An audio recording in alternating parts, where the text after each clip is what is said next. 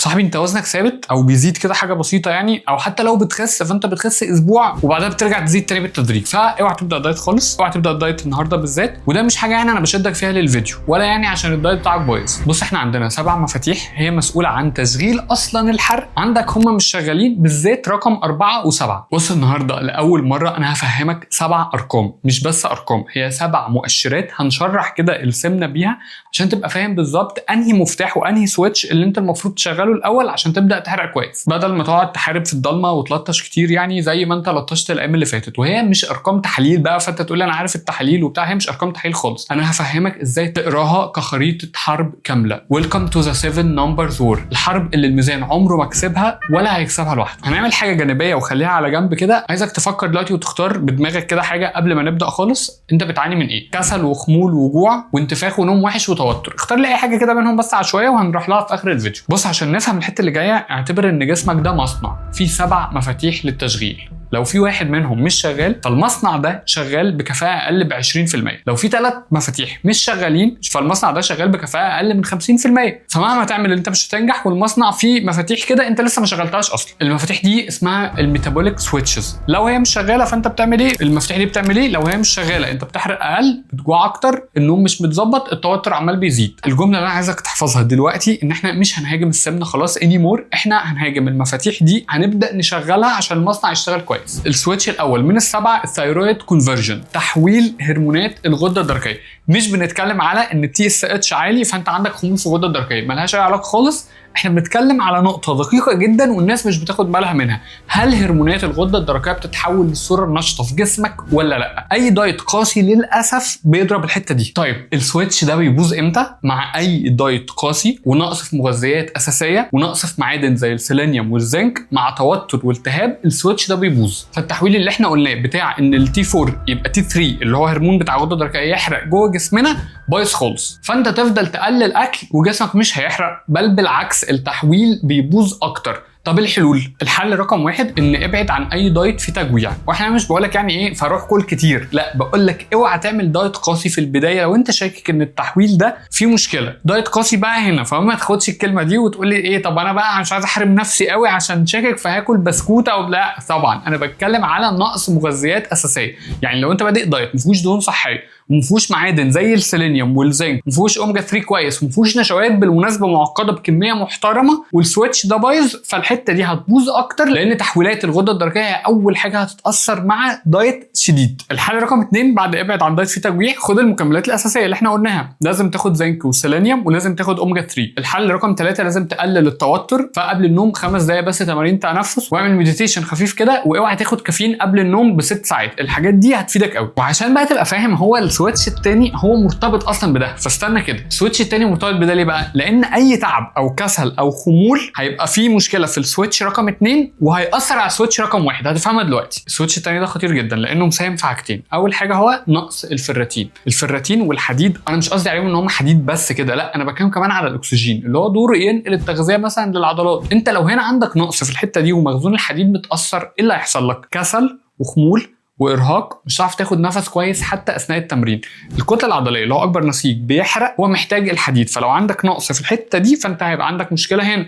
الحاجه الثانيه، بص بقى انا هحكي لكم حكايه كانت حاله معايا ومش هتكسف من الموضوع ده. يعني انا كان معايا حاله من 10 سنين ما كانتش بتخس فعلا، ما كانتش بتخس وكان عندها مشكله ومش فاهم، وطلبت تحاليل عشوائيه لان انا ما كنتش عارف لسه اللي انا اقوله لكم ده، ومن التحاليل العشوائيه طلع ان هي الفيراتين عندها قليل، فانا ما كنتش عارف برده ان هو مأثر على ايه بالظبط. وقتها ما كانش فيه شات جي بي تي ان انا اقول له هو التحليل ده مأثر على ايه، على هرمونات السمنه فانا قعدت ابحث وادور على كل الحاجات المتعلقه بيه. نقص الفيراتين ممكن يؤثر على ايه وانهي جزء من اجزاء منظومه الحرق، فانا لقيت ايه كنز بالنسبه لي، ده كان كنز ان الابنورمال ليفل بتاع السيرم فيراتين بيالتر الهيلثي فانكشن بتاع الثايرويد بالذات في جزء الكونفرجن بتاع الهرمونات بتاعتها. يعني ايه؟ يعني ايه بقى؟ هي جمله كانت مكتوبه صريحه واضحه كده، ان اي خلل في السيرم فيراتين هو بيأثر في الاداء الوظيفي للغده الدرقيه وبالذات في تحويل الهرمونات بتاعتها للصوره النشطه.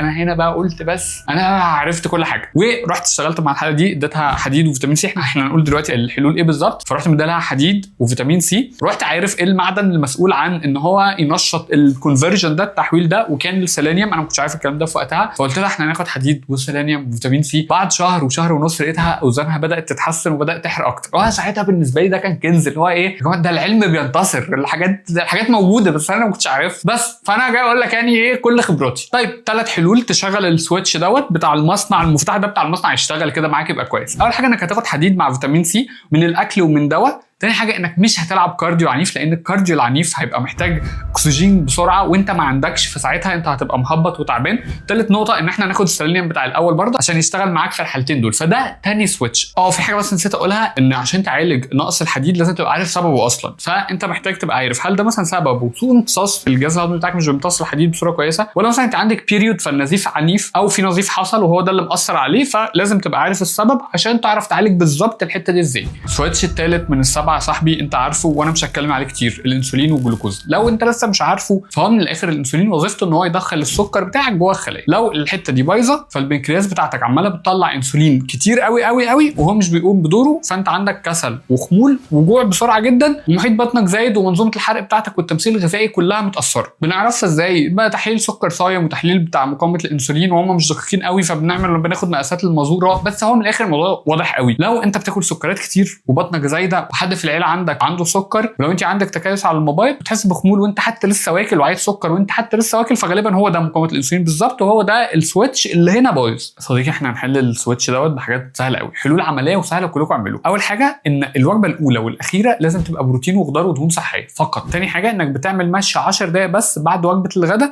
وده هيصلح جزء كده من السويتش ده. النقطه الثالثه ان السكر الصريح الواضح، سكر ودقيق وعسل وعصير، دول يتمنعوا تماما 14 يوم متصله، وهنا يتمنعوا دول يبقوا صفر، مش 1 ومش نص ومش 0.5. امنعهم يا جماعه، امنعهم خالص. رقم 3 وده هيحل جزء تاني في السويتش دوت. السويتش دوت هو معقد شويه، مش عارف الرسمه ممكن تبقى عامله ازاي، بس اكنه ايه، هو مفتاح بس فيه 3 4 مفاتيح. الحته الاولانيه بتحل جزء، الحته الثانيه بتحل جزء، الحته الثالثه بتحل جزء، والجزء الاخير الكروميوم والبربرين والقرفه مع الصيام شويه من 12 ل 14 ساعه، دول بيحلوا جزء فيه. الفيديو مش عايز اقعد اشرح لكم كتير في كل حاجه، بس اعملوا الحاجات دي، اكتبوا ورايا واعمل الحاجات دي عشان انت لسه هتشوفوا الدقايق والثواني الجايه اقسم بالله جيم تشينجر، هيغير كل رحلتك في الدايت، فركز معايا. السويتش اللي بعده ظالم شويه لانه بيخلي الانسولين يعلى حتى لو انت بتاكلش غلط، ودي بقى حاجه يعني قمه في البواخه والرخامه. السويتش الرابع انا اتكلمت عليه قبل كده، وده كلام مش متعاد بالمناسبه، ده هيفهمك حته مهمه قوي. الالتهابات، لو الانفلاميشنز عاليه في جسمك، لو السي ار بي عالي في جسمك، هنا انا مش بتكلم بقى ان هو ده وجع وخلاص، لا، هو جسمك حاسس اصلا ان هو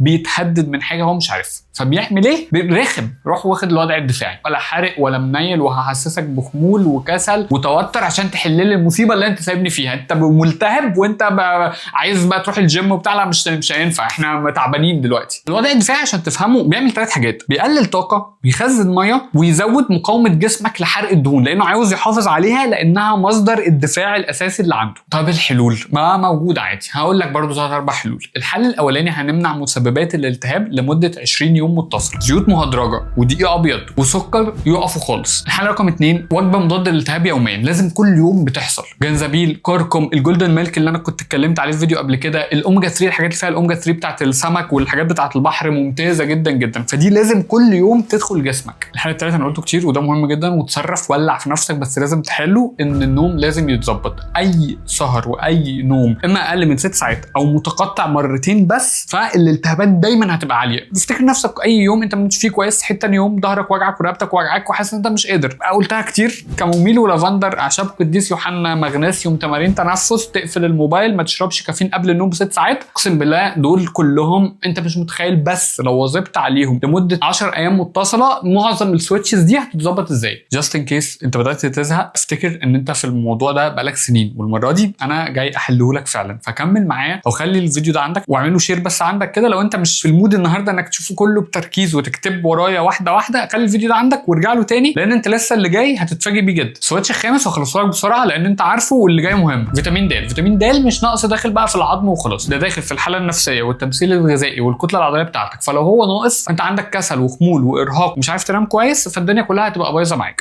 فانا بقولها ليه وانت عارفها؟ لان معظم الناس اللي بتشوفني دلوقتي اكيد حاسه ان عندها نقص فيتامين د فبتاخد فيتامين د.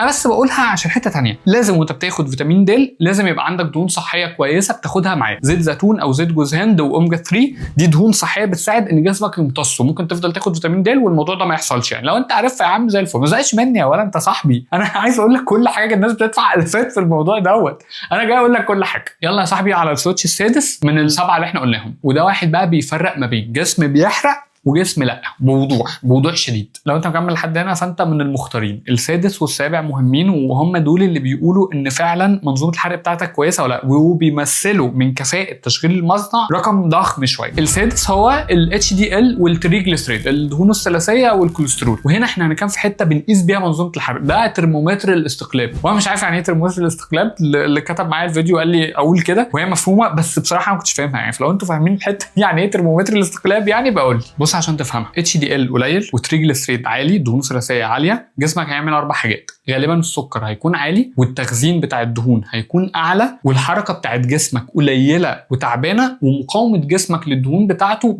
بتعلى. اكنها ايكويشن، اكنها معادله كده، دي بتحصل فيها. حلول سريعه، اول حاجه قطع نشويات سريعه ودي ابيض وسكر 14 يوم متصله. انا عارف قلتها كتير بس هنعمل ايه يعني، بقى اكيد حاجه اساسيه، لو بتاكل غلط فهنوقف الغلط. تاني حاجه والناس ما بتاخدش بالها منها، وانا هشرحها في فيديو تاني لوحدها، ان الفاكهه في الحته دي مضره، لان التمثيل الغذائي بتاع الفركتوز هو بيروح للكبد، فاخرك خليها مرتين في الاسبوع. وركز معايا في النقطه اللي بعدها. ثالث حاجه وهي مهمه جدا جدا جدا، انك تزود النيت. كويس سريع كده، مش هشرح يعني ايه النيت لان شرحتها في 43,000 فيديو، فقولوا لي في الكومنتات مين اللي فاكرها يعني. بس المهم زود النيت. بمعنى تاني، امشي شويه واتحرك كتير، واقعد اعمل حركه في البيت كده سريعه وكتير، لان دي بتقلل الكسل والخمول، بتبدا تحسن ال HDL معاك. فما تنساش الاوميجا 3. تقريبا معظم الحاجات اللي عندي مشكله في الحته دي بديهم اوميجا 3، وبخليهم ياكلوا سمك وتونه 3 مرات في الاسبوع، وبخلي الفاكهه مرتين بس، وبنجيب نتائج بس بالحركات دي كده، ان احنا نظبط دي اكنها بازل، بنجيب تحسن كبير جدا. باشا سويتش اللي جاي هو يوازي نص كفاءة المصنع، لأنه هو المدير التنفيذي للمصنع والعقل بتاعه. لو هنا في مشكلة فاحنا عندنا مشكلة كبيرة. الكبد بينظم السكر، ليه دور أساسي في عملية حرق الدهون والتمثيل الغذائي كله، هو المدير بتاع المصنع. لو الكبد محمل، وركز معايا الكلمة دي قعدت تدور عليها عشان تفهمها شوية، لو الكبد محمل فاتي ليفر، يعني في دهون حشوية ومحملة على الكبد، فأنت عندك كذا حاجة مضروبة. عشان تفهمها معايا كده، التخزين بتاع الدهون وتوزيع مستويات الطاقة بايظة، أكن كل لقمة أنت بتاكلها بتلزق فيهم، بتلزق بقى في الدهون الحشويه. دي مش حاجه علميه دقيقه، بس عشان تبقى فاهمها كويس، بتلزق بقى، هي عماله بتزود ده. كسل وخمول وارهاق رهيب جدا، عندك صعوبه حتى في بدء اليوم وانك تصحى من النوم. الحل في نقطتين مرتبطين باللي فاتوا، اللي هو ايه، السكر ودي الابيض ومش عارف ايه، والفاكهه. الفاكهه بلاش، مش عمال على بطال يا صاحبي. الفاكهه بتاثر قوي على اداء الكبد لو هو فاتي ليفر، لو هو عنده كبد دهني، لو هو عنده دهون وبقى كبد دهني، فالفاكهه لا، اخرج بيها مره مرتين في الاسبوع. النقطه دي مهمه جدا وعايزك تركز فيها. تنظيم وقت اخر وجبه، خلي اخر وجبه بعيده عن النوم ب3-4 ساعات، في الاغلب بعيده عن النوم ب3-4 ساعات، عشان نقلل الحمل الليلي. ربطتها بالمشكله الاولى. لو قللنا الحمل الليلي بتاعك، الكبد بتاعك هيبدا مع الوقت يتنفس، ونكسب معركه كده بتاعت الخمول اللي بيجي الصبح انك مش قادر تقوم من النوم. الحته دي مهمه قوي ان احنا نصلحها. مشي بعد الاكل كروتين بعد ال3 وجبات لمده 10 ايام 10 دقائق، سهله جدا. بعد الفطار والغدا والعشاء وانت بتمشي بتتنفس تنفس كويس من مناخيرك، وبتملى بيه بطنك مش صدرك، لان الحته دي مهمه قوي وبتفرق جدا جدا في كبد صحي قدام. دلوقتي يا صاحبي احنا خلصنا 7 من 7، فاللي انا عايز اقول لك، انت مش رقم على الميزان، انت جسم لازم نحترمه، مصنع كده ليه 7 زراير للتشغيل. انت دلوقتي بقى معاك مفاتيح وتشريح كامل لكل مشكله عندك. ما تسيبنيش وتجري وتقعد تجيب بقى حقن ب20,000 جنيه عشان تزود الحرق، وادويه عبيطه كده ملهاش لازمه، لان ابدا ما كانتش دي المشكله. صاحبي انت هتنجح المره دي، وهتنجح عشان انت صاحبي. خليني انهي بحاجه تفضل فاكرها. عبد الرحمن الابنودي بيقول: ولسه في صوتي هديلي الينابيع، لسه في قلب صيد المصباح. يعني لسه، فانت لسه عندك، فدام عندك رغبه حقيقيه انك تنجح فيمكن. قول لي النهارده ان انت بدات، وخليك فاكر يعني انا مش بس دكتور محمد عصام دكتور الدايت، انا صاحبك في الرحله، وبفتح لك مسارات جديده في عقلك عشان المره دي يمكن.